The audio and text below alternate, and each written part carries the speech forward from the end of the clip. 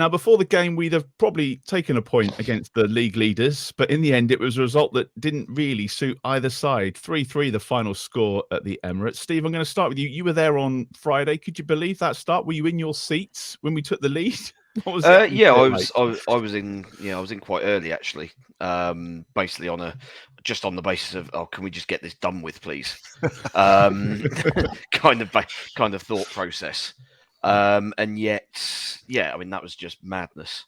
I mean, let's be honest here. Arsenal gave us that opening start. It was just extraordinary. Ramsdale has been prone to this throughout his entire career, and obviously he's started well at Arsenal, but there have been little signs just creeping in that that he's kind of just slipping back into old ways. And I think there have been sort of moments the last probably month or so where kind of all those people who were shouting for him to be England #1 ahead of Jordan Pickford have kind of fairly firmly been put back in their box for the time being, I think. And yeah, I mean, it's extraordinary start. And I mean, the fact that we then managed to kind of double down on that with the Walcott goal only 13, 14 minutes later, all of a sudden you've given yourself a huge opportunity. I mean, we were still obviously well up against it regardless. I mean, let's not forget it was only a month or so ago that Bournemouth were 2 up. I think on the hour they scored their second goal, and Arsenal still found the way and the quality to come back. So it was always still going to be tough. But actually, I thought defensively we were pretty sound. I mean, that they were obviously going to create something, but I mean, up until basically the end, the last, I mean, that crazy last sort of 2 minutes of normal time plus injury time, I don't think Bazuni's had a save to make. Could you sense the nervousness in the stadium and the atmosphere for that first half hour once we got at them? Not hugely, because they were still running at us. They were still kind of forcing open space, if you like, in the wide areas. Martinelli and Saka caused absolute havoc to Perro and Walker-Peters, who obviously both got booked in the first half for kind of pulling the guys back, which obviously is a much more serious offence than basically nearly breaking a guy's neck, which didn't attract the attention of Simon Hooper whatsoever. But yeah, I think it wasn't nervousness as such. It was frustration, certainly from the home crowd. I mean, it's the loudest I've ever seen the Emirates. I mean, it's a very low bar to clear, obviously, but it was, but yeah, it was loud pretty much from the start, almost throughout, basically up until probably around 75 minutes. At which point, kind of, they'd not had a shot on target in the second half. They'd only really mustered probably one chance, which was that one that Jesus wellied over from close range. And at that point, there were a few people starting to kind of trundle away and thinking, well, I know what the tube's like. I'm getting out of here. And it was literally probably about 30 seconds to a minute or so before Odegaard scored that second goal, that you kind of looked around and it genuinely felt like Arsenal had run out of ideas at that point. And I think the crowd had resigned themselves to that as well. That was the point where it felt like we've actually got probably 90% of the job done here. And then Odegaard magics a goal out of nothing.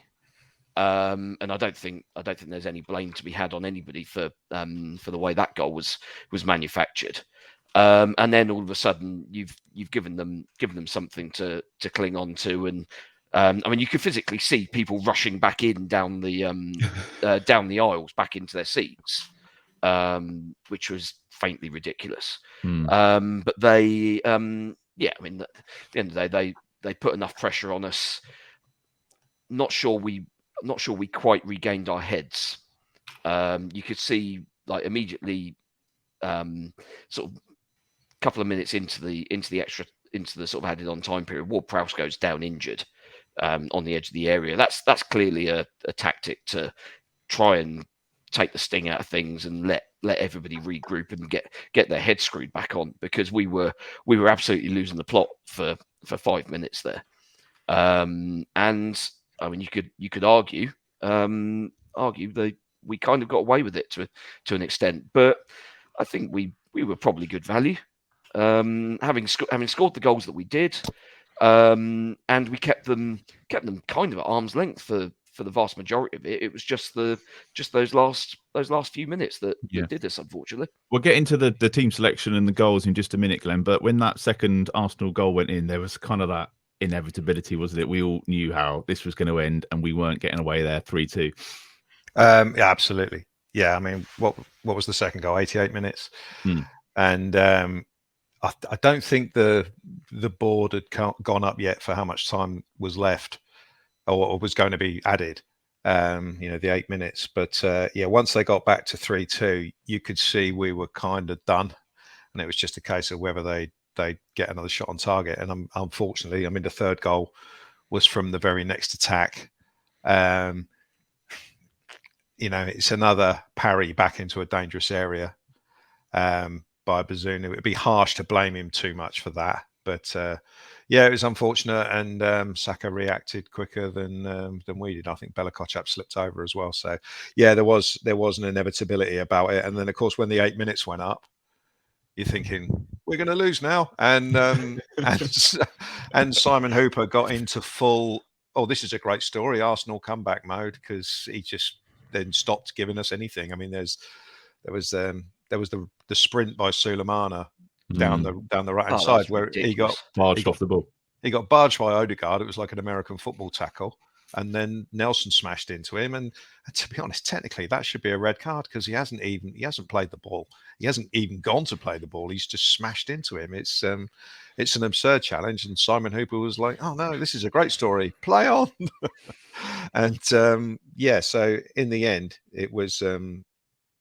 It was good to get to the end, obviously, and get a point out of it. But it's not enough. Both teams lost, basically. Arsenal needed a win, we needed a win, and having been 2 goals up, we've kind of blown it, and it's a shame. And I know we might talk about the substitution at the end is murder. It's murder. I mean, unless Lavia's dead on his feet and can't move, it's a bad substitution for 2 reasons, because it's brought on an inferior player, massively inferior player, and whoever gets brought on has really got to get up to speed straight away. And it's just unless Lavia couldn't move, it's just an absurd substitution to make at 88 minutes, even though we are 2-0 up. 2 goals up. Yeah. So that I mean, that was obviously at 3-1. That gave me a bad feeling, and then they scored straight away, and it's just like, oh, here we go. Yeah, there you Jacob, it's probably a good idea that the game was on a Friday, because I guess you needed the Saturday to recover. I mean, how do you sum it up? I think you might have said in one of your pieces at any other time of the season that's a really good result, but unfortunately, it's not, is it? It's a huge opportunity that we've blown there. Yeah, Sellers admitted afterwards that his 2 points dropped. I think Steve alluded to it, but at the full-time whistle, it went from everyone at the Emirates stood up, deafening noise, to and just silence. No one really moving on the pitch either. It was quite bizarre, but I thought I really liked what Southampton did for a large part of that game, because although they had 25% possession second half, they were still trying to be proactive. Lavia was still trying to put pressure onto Odegaard or onto Partey, and I thought for the most part, even though they went back to a back 5, I think that kind of helped Southampton. I know we'll probably get onto the Charlie Alcaraz substitution, but I can see the thinking behind it. I watched throughout that first half. I was thinking, he's cleared one off the line, he's got an assist, he's got a goal, but Sellers was screaming at him. Cole Martin was screaming at him. He was not blocking the passing lanes. Odegaard was receiving it, and out wide, as Steve said, Saints were getting killed out there. So I can understand that. There's just it's just a sinking feeling and deflation, because if Southampton had picked up a win against Crystal Palace, against Leeds, against all these type of teams, then you'd be fantastic. Saints are in a good position, momentum into Thursday, but it's just that sense of another opportunity's gone. And I think, when Ward-Prowse went down in that 90th minute or so, it reminded me of when Stuart Armstrong got booked for delaying kickoff at Old Trafford. Just desperate. Just But they please didn't score the 10th stop. one. No. Yeah, please just stop. Paul Onuachu as well, I thought was very disappointing. Like I think he was offside from Gavin Bazunu kicking it long after the restart, and I just thought that kind of just stopped Southampton having that counter-attacking threat as well. So yeah, overall a lot of positives, but at the point of the season where positives aren't enough, are they? No, a lot of talk, Glenn, last week about false nines, and we actually started our number 9 on Friday, albeit Adam Armstrong, who doesn't really play as a 9, and another striker coming in from the cold, and next to no impact. It seemed strange. Yeah. Started with Joe Aribo last week. Ruben Sellers saying after the game that he was happy with his contribution on and off the ball, and he thought he had a good game. Then he finds himself out of the team, and somebody else coming in. I do wonder if Sellers is sponsored by Make-A-Wish. And he just brings in one player from nowhere every week. So, I mean, my money's on Mislav Orsic playing against Bournemouth because up front on Thursday. Because why not? He plays that sort of left wing role, so it's probably his turn to come in from the cold. Or Sam Adozie, someone who's not done anything for weeks. It was a strange one, very strange because Adam Armstrong has not done anything all season really. So for him to come back in for this game, I mean, we actually set up a little bit like the classic Jurgen Klopp team at Liverpool with the false 9 and the 2 wingers sort of pushing on, if you like, Walcott and Armstrong, and you could kind of see the theory behind it. And we said a couple of weeks ago that revisiting the false 9 thing might not be bad for this game against Arsenal. I mean, it's a problem when you do it at home to Crystal Palace, but overall, it was better than I thought it was going to be, and it really played into our hands. Ramsdale throwing us a goal in the first minute, because it was a team, obviously with Elyounoussi coming back in, it's a team that's set up to be solid. Virtually everyone is in that team for their defensive capability, such as it is relative to other players. And it was okay. Getting the second goal was brilliant, but Arsenal were terrible in that first 20. They were all over the shop, but we were good enough, if you like, to take advantage. Alcaraz is probably the only player we've got who could have scored that first goal. If he'd given it to anybody else, I very much doubt it would have ended up in the net. You could see him moving as well before he kicked it. It was that intuition that he's got. He spotted that pass was coming. He was hiding behind Partey, wasn't he? So I wondered if Ramsdale just didn't see him when he threw it into midfield. Yeah, it was a strange one. It was a brilliant bit of anticipation though, and the finish was really good because he didn't panic. He didn't try and beat. I think it was Gabriel that was in front of him. He just saw the angle, and Chocolate Wrist did the rest because he got onto it. He should have done better with that. Should have done, yeah. But to go 1-0 up, and it was a wonderful ball from Alcaraz for the second goal, because it's just perfectly weighted, and that's what Walcott is good at, is the runs into space ahead of the ball to pick it up. We've got so few players who do that. In fact, we've probably got one player who does that. And that second goal was great as well. But it was Adam Armstrong was strange, and it was I thought it was really noticeable that it was a very high quality game in terms of the pace of it, and obviously the quality of the opposition, and our lesser players, let's call them that, Adam Armstrong, Elyounoussi, Diallo, they barely touched the ball. Barely touched the ball between them. I just don't think they were sort of up to playing in a game like that. And the issue, I think, at the end was caused by, Diallo coming on for Lavia, just gave us one more kind of player who was always going to struggle. And then we kind of caved in. And it's a shame. But I'll be interested to see what the next instalment of the 11th player tombola brings us on Thursday. Steve, you were talking last week about those early balls in for Walcott and saying if he was in a different side, he scores more goals. And that was a great play by Alcaraz to feed him in just in the right place and a good finish. Yeah. But it was, as I say, it was exactly what we'd seen him do over the years for Arsenal and for England in similar situations as well. Basically, with Walcott, don't give him time to think about what he's going to do. Just let him finish on instinct, and he's as good as anybody. You give him 40 yards to run into in that time, and he's got 5 different decisions to make, and that's the point at which he probably makes a bit of a mess of it. But yeah, having someone who can actually spot and play those passes at the right time. I mean, it did help that Gabriel was all over the place positionally for that run, because he was a good fight. Like looking back on the highlights, he was a good 5 yards behind everybody else.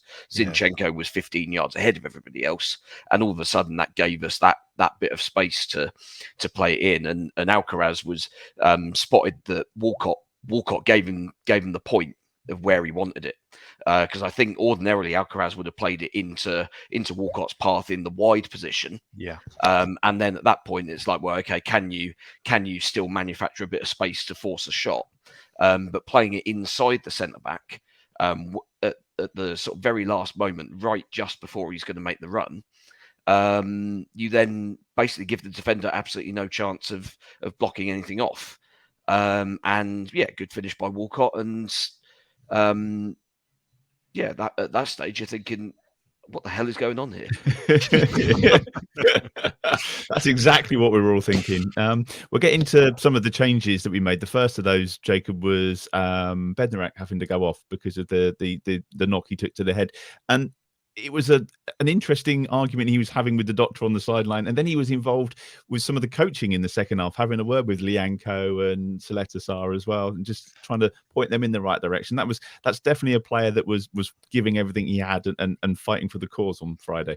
Yeah, he's been rebuilt now. I wonder if Glen's changed his opinion on him. I think I really enjoyed it in terms of Jan Bednarek just arguing with the physio, wanting to come back on. Obviously, was called a number of things by the Arsenal fans as he made his way around the pitch to sit down and take his seat. And then second half, with his hood up, he went full Cristiano Ronaldo Euro 2016 and became a quasi manager. And fair play to Lianco and Seletasar for listening, because Bednarek likes to point a lot after every goal they concede. It seems to be the one that wants to quiz everyone and investigate what's gone wrong. But I really like that for Bednarek. 6 months ago he was on loan at Aston Villa, not really doing much. His reputation was shattered. Really, he didn't really play in the World Cup. Southampton fans couldn't stand him, and the fact he's come back in a difficult situation with Nathan Jones there, he brought him back because he wanted to play 3 centre backs, and he's continued to play under Sellers. And I think he's one of the few players, or not one of the few, that's being harsh, but one of the players that you look at and you think he's given it all. And when you compare that to another centre back who's currently not in the squad because of whatever injury, take it how it is, then you can really see the difference. And maybe you've gone from Jan Bednarek doing a short-term job to you could see him here next year, even if they go down, because his commitments are unwavering, and you saw that the other night. It really has been a strange season, hasn't it? Glenn, that switch to 5 at the back, I mean, for me, it came a bit too early. You can see why he did it. And I know he was trying to justify it afterwards about Perot and Walker-Peters with the yellow cards and, Alcaraz and giving him a bit of grief from the sidelines. But 45 minutes plus is a long time to invite the pressure on when you're playing against a team that need the points to win the league. He's inherently a very defence-minded manager, and that seems to permeate through to everything he does. If you remember the 2 games that we've won under him against Chelsea and Leicester, it was around the hour mark. I think he, took players off and went very defensive, and trying to do it from 45 minutes when you're only 1 goal up against Arsenal. Well, yeah, I felt it was early as well. I didn't totally disagree with the formation change at the time, because the idea was, I think, to get the fullbacks wider, so they didn't give Martinelli and Saka, who at the end of the day are 2 very, very good players, as much space, especially with the fullbacks on yellow cards as well. So I could kind of see the logic behind it, but taking our best player off was madness when you left Adam Armstrong on the pitch. If you're worried about Alcaraz closing down, shove him up front, because you've got a player there who's got a goal and an assist and been at the middle of everything that we've done positive going forward. But it doesn't seem to matter about that. It's like, oh, let's get him off. It's just crazy. I cannot think of a single other manager in the league who would have taken him off at halftime, even though he was on a yellow card. He was our best player by a mile, and but he just seems to be.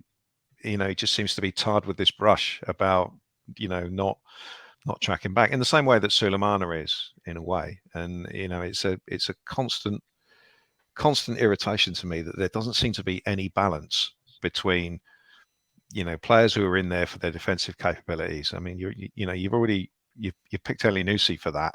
So surely we can have one player who actually looks to make things happen at the other end of the pitch. Now, the only reason that we went 3-1 up, it was the first time we made any sort of foray up the pitch in the second half, and we won a corner. And it's great. Scored a corner for the first time in God knows how long. Yeah, it's great flick on, and to see the big man at the back post, even up celebrating even before he headed it, because it's just great. But that was the first time we got in their half, because at the start of the second half, it was just like a line of 5, a line of 4 probably. And then Walcott up on his, not Walcott, Adam Armstrong up on his own, not holding the ball up or getting a touch.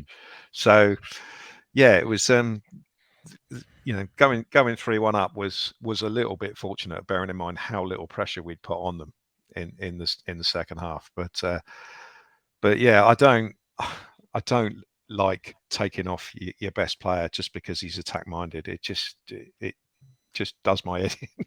Is it play stoppers, Steve? That was the kind of buzzword this week, wasn't it? He's picking players because they're play stoppers rather than goal scorers, and even the play stoppers couldn't stop the play for the last 10 minutes. Well, the play stoppers couldn't stop the play because, unfortunately, Arsenal's ball boys were incredibly well trained. But the ball was never over that line for longer than 3 seconds. It was incredible. But yeah, I mean, as Glenn said, I can kind of see where Sellers is coming from. But at the end of the day, these are Premier League players, and you've just got to trust that the best players on the pitch are able to get the job done. I mean, even if you fine, you want to reshuffle things and take Alcaraz off to make sure he doesn't get a second booking. Okay, fine, do it on 65, 70 minutes.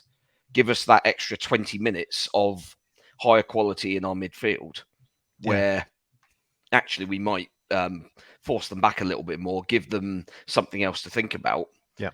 And then take him off. Okay, fine. He's played 70 minutes. He's run himself into the ground. And okay, now we're going to shift to full on defensive mode. Extra centre back on. We readjust because everybody's practiced this system before, supposedly, and